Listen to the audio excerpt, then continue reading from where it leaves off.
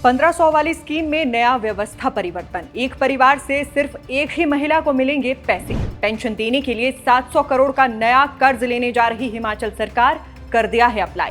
क्या पंजाब की तरह हिमाचल में भी बढ़ने जा रहे हैं डीजल पेट्रोल के दाम? बताएंगे क्या है सरकार की अगली प्लानिंग। हिमाचल प्रदेश में वीरभद्र सिंह की आखिरी सरकार बनने से ठीक 2 महीने पहले रिलीज हुई चक्रव्यूह फिल्म में कैलाश खेर ने एक गीत गाया था, जिसके बोल थे, महंगाई की महामारी ने हमारा भट्ठा बिठा दिया, चले हटाने गरीबी, गरीबों को ही हटा दिया। हमारे देश में आम जनता से जब भी कोई सब्सिडी छीनी जाती है तो सरकारों का एक ही बयान होता है कि लोग कह रहे थे हमें सब्सिडी नहीं चाहिए, हम साधन संपन्न हैं, इसीलिए हमारी सब्सिडी को हटाकर इसे गरीबों में बांट दो। यही फॉर्मूला प्रधानमंत्री नरेंद्र मोदी ने 2014 में सरकार बनने के बाद गैस सिलेंडर से सब्सिडी हटाने के लिए इस्तेमाल किया था, और अब इसी फॉर्मूले का इस्तेमाल हिमाचल की सुक्खू सरकार कर रही है। अब ना जाने वो कौन से लोग हैं जो इस कलयुग में खुद सरकार को फोन मिलाकर कहते हैं कि हमारी सब्सिडी बंद कर दो, बहुत पैसा हो गया है हमारे पास। खैर, शायरी झूठी ही सही, इश्क फसाना ही सही, सब्सिडी हटाने के लिए कोई बहाना ही सही। आइए अब खबर की ओर रुख कर लेते हैं। पहली खबर महिलाओं को 1500 वाली स्कीम में किए जा रहे व्यवस्था परिवर्तन को लेकर है।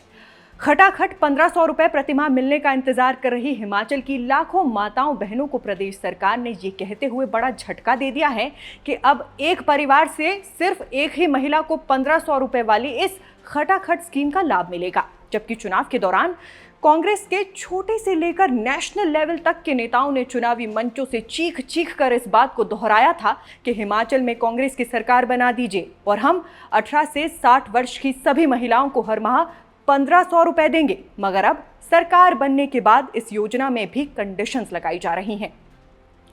31 जुलाई 2024 तक प्रदेश की कुल 7,88,784 महिलाओं ने इस योजना के लिए आवेदन किया है। मगर अब नए सिरे से नए नियमों के तहत इन आवेदनों की छंटनी की जाएगी और बची खुची महिलाओं को इस योजना का लाभ मिलेगा। मगर कब मिलेगा, इस बात का भी जवाब किसी के पास नहीं है। खैर, हमको उनसे है वफा की उम्मीद जो नहीं जानते वफा क्या है। अगली खबर की ओर रुख करते हैं। हिमाचल में सुखविंदर सिंह सुक्खू के नेतृत्व वाली कांग्रेस सरकार ने एक बार फिर से लोन ले लिया है। सरकार ने 700 करोड़ रुपए के नए लोन के लिए आरबीआई के पास एप्लीकेशन भेज दी है। अब इस लोन के लिए 10 दिसंबर को reserve bank of India auction करेगा और 11 सितंबर को ये 700 करोड़ रुपए की धनराशि सरकार के खाते में आ जाएगी। खबरों में बताया जा रहा है कि चूंकि राज्य सरकार ने पेंशनर्स को 10 तारीख को पेंशन देने के लिए वादा किया है, लिहाजा पेंशन का भुगतान करने के लिए लोन लिया जा रहा है। मगर सरकार की तरफ से कर्ज के लिए किए गए आवेदन में बताया गया है कि प्रदेश में विकास कार्य करवाने के लिए सरकार ये लोन ले रही है। बाकी ये नया कर्ज लेने के बाद प्रदेश सरकार पर कुल कर्ज का अनुमानित 90,000 करोड़ रुपए के आसपास पहुंच जाएगा। अब जहां एक तरफ प्रदेश की कांग्रेस सरकार कर्ज पर कर्ज लिए जा रही है, वहीं सरकार का कहना है कि उनकी तरफ से आय के संसाधनों को बढ़ाने के लिए भी प्रयास किए जा रहे हैं। इन्हीं प्रयासों के तहत अब बताया जा रहा है कि सरकार एक बार फिर डीजल की कीमतों पर लगने वाला वैट यानी वैल्यू एडेड टैक्स बढ़ाने जा रही है।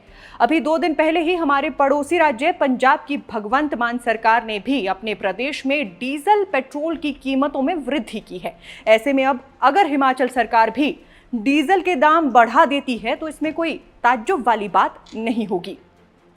आप दर्शकों की जानकारी के लिए बता दें कि प्रदेश में सुक्खू सरकार बनने के बाद पहले जनवरी 2023 और फिर उसके बाद जुलाई 2023 में डीजल पर 3-3 रुपए की दर से वैट बढ़ाया गया था। इसके बाद अब एक बार फिर वैट बढ़ाने की बात कही जा रही है और खुद मुख्यमंत्री सुखविंदर सिंह सुक्खू ने भी इस बात के स्पष्ट संकेत दिए हैं।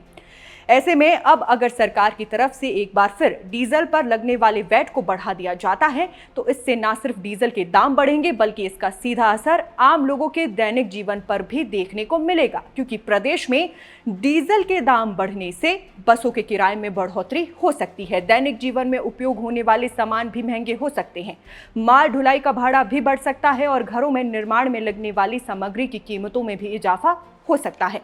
मगर इसके बावजूद भी व्यवस्था परिवर्तन के इस दौर में हमें महंगाई का तोहफा मिलेगा। इससे ज्यादा खुशी की बात हमारे और आपके लिए क्या हो सकती है।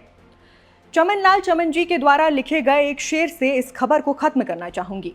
महंगाई में हर एक शय के दाम हुए हैं दूने, मजबूरी में बिके जवानी 2 कौड़ी के मोल। खबर सुनाने का ये तरीका आप दर्शकों को कैसा लगा, हमें कमेंट बॉक्स में बताइएगा। फिलहाल के लिए इस खबर में बस इतना ही। नमस्कार।